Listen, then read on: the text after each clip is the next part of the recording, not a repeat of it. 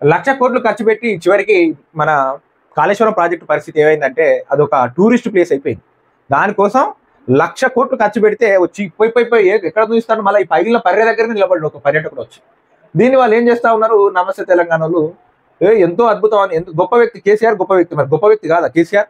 నిన్న మొన్నటి దాకా ఆ జ్యుడిషియల్ కమిషన్ ముందు పోయి అది ఇంజనీర్లు టెక్నీషియన్స్ వాళ్ళకి సంబంధించిన విషయం, మనకు సంబంధం లేని విషయం అని అన్నాడు.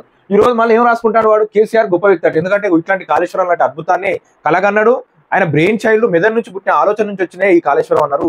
ఈ రోజు తీసుకుపోయి ఏమైంది పరిస్థితి, పాపం ఆడపోయి లక్ష కోట్లు ఖర్చు పెట్టి చివరికి ఒక టూరిస్ట్ ప్లేస్ లాగా అయ్యేటువంటి పరిస్థితి. ఇళ్ళ దిప్పిలు వాటర్, ఇళ్ళ దిప్పిలు, అల దిప్పిలు మళ్ళీ సముద్రం పాలు చేసి వీళ్ళు గతంలో నడిపి కాళేశ్వరం ద్వారా నీరు దాదాపు సుమారు నాకు తెలిసి 12,000 కోట్ల కరెంటు బిల్లులు అయి ఉండొచ్చు. 12,000 కోట్ల కరెంటు బిల్లులతో ఏం చేసిండు, చివరికి సముద్రంలో నీళ్ళు పోసిండు, ఎత్తిపోసి లిఫ్ట్ ఇరిగేషన్ నీళ్ళు తెచ్చి చివరికి మళ్ళీ దీన్ని ఒక టూరిస్ట్ ప్లేస్ లాగా, ఒక ఉత్సవ విగ్రహం లాగా టైం పాస్ అట్లా లక్ష కోట్లు ఖర్చు పెట్టి చూపించేటువంటి పరిస్థితి వచ్చింది. దాన్నే ఇక్కడ చూపించిండు వాళ్ళు. పోయి మళ్ళీ ఎక్కడ ఈ పర్రెల బడకాన్నే పోయి మనోడు నిలబడ్డాడు ఈడ.